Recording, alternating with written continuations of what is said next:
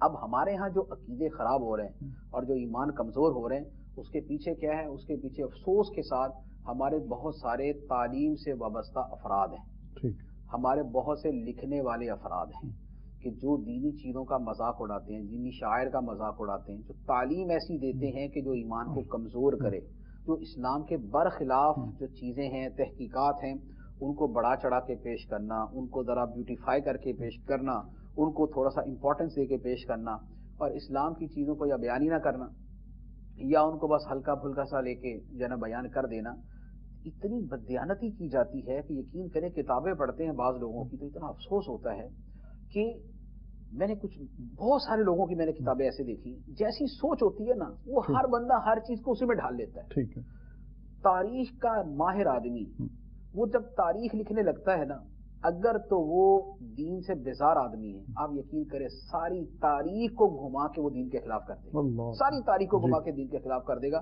آپ کو اس کی پاکستان میں مثالیں ملیں گی، آپ کو اس کو دنیا بھر میں مثالیں ملیں گی کہ وہ ہر معاذ اللہ فساد کی بنیاد جو ہے وہ اسلام کو قرار دے گا، اور ہر فلاح اور کامیابی کی بنیاد جو ہے وہ دین سے بیزاری اور دین سے آزادی کو قرار دے گا. وجہ یہ ہے کہ اس کا اپنا تعصب ہے. اس نے پڑھا جا کے جرمنی میں ہے، اس نے پڑھا جا کے کسی اور ملک کے اندر ہے، اور جیسا وہ پڑھ کے آیا ہے ویسا ہی آ کے اس نے آگے تعلیمات دینا شروع کر دی. کتاب کے شروع میں لکھ رہے ہوتے ہیں کہ یہ نالج، یہ سائنس جو ہے یا یہ شعبہ جو ہے جیسے تاریخی ہے، یہ تعصبات سے بالکل پاک ہو کے پڑھنی چاہیے، لکھنی چاہیے، تب جا کے آپ حقائق تک پہنچیں گے. یہ صفحہ پورا ہوا، مقدمہ پیش لفظ، اگلے صفحے سے ان کا اپنا تعصب شروع ہو جاتا ہے. اگلے صفحے سے وہ حقیقی بات کہ جس کے اندر واضح طور پہ نظر آ رہا ہوتا ہے کہ یار یہاں پر مثال کے طور پر مسلمان بادشاہ، اس مسلمان بادشاہ کی ساری خوبیوں کو سائڈ میں کر دیں گے اور اس سے کچھ اگر غلطیاں ہوئی ہیں تو صرف ان کو بیان کریں گے. اس کے مد مقابل اگر کوئی الٹا بادشاہ ہے جس کی الٹی چیزیں زیادہ ہیں، اس کی وہ خوبیوں کو بڑھا چڑھا کے بیان کر دیں گے اور اس کی خامیوں کا نام بھی نہیں لیں گے. اب اس کی مثال لے لیں.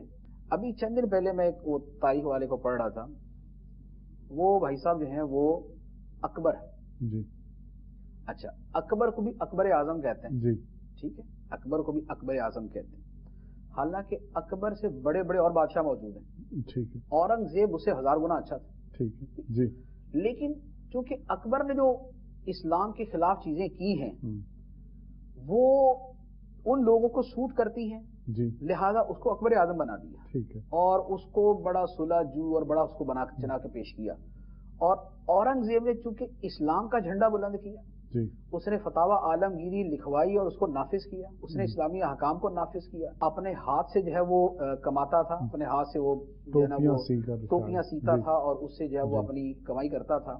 وہ اتنی سادگی کے ساتھ گزارا کرتا تھا. اس کے بارے میں آپ ذرا کسی غیر مسلم تاریخ دان کو پڑھ کے دیکھ لیں، یا مسلمان کہلانے والے سیکولر تاریخ دانوں کو پڑھ کے دیکھ لیں. وہ اورنگزیب کی ساری 1000 خوبیاں چھوڑ کے کیا بیان کریں گے؟ وہ جو اس نے تو اپنے بھائی کو قتل کر دیا تھا، دارا شیکو کو اس نے مار دیا تھا. دارا شیکو کی کہانی نہیں پوری سنائیں گے کہ وہ باغی تھا اور وہ یہ کرتا تھا وہ کرتا تھا، وہ کچھ نہیں سنائیں گے. بھائی کو قتل کر دیا تھا اس نے.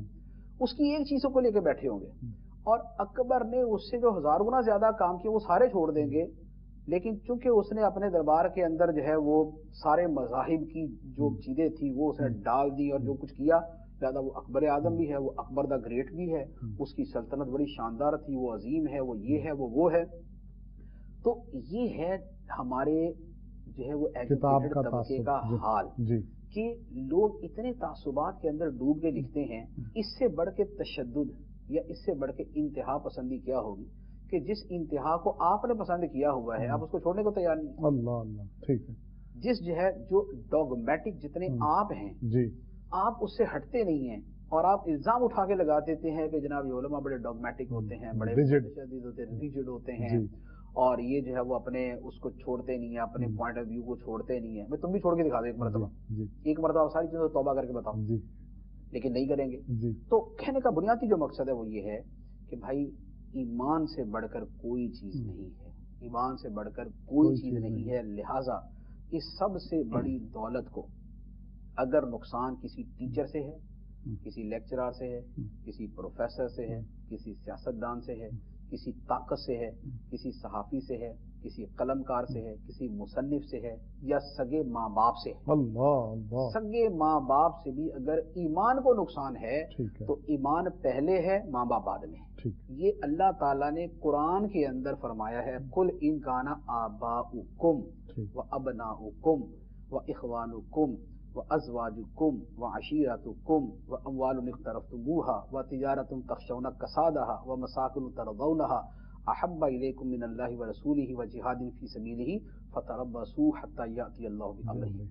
اللہ تعالیٰ نے ایک ایک کو گنوا دیا، سگے باپ، سگے بیٹے، سگے بھائی، سگے رشتہ دار، کاروبار، تجارت، گھر، بیویاں، سب گنوا کے فرمایا کہ اللہ اور اللہ کا رسول پہلے، یہ سب بعد میں۔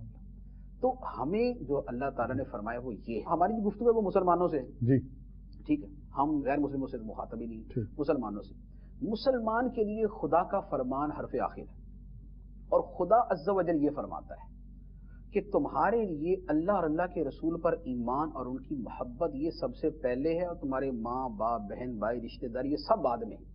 جب یہ سب بعد میں ہیں تو باقی پرائے ادھر ادھر کے جو لوگ پھرتے ہیں یہ کہاں سے آ گئے؟ تو ان کی کیا حیثیت ہوگی ان سارے جو وہ رشتوں کے سامنے؟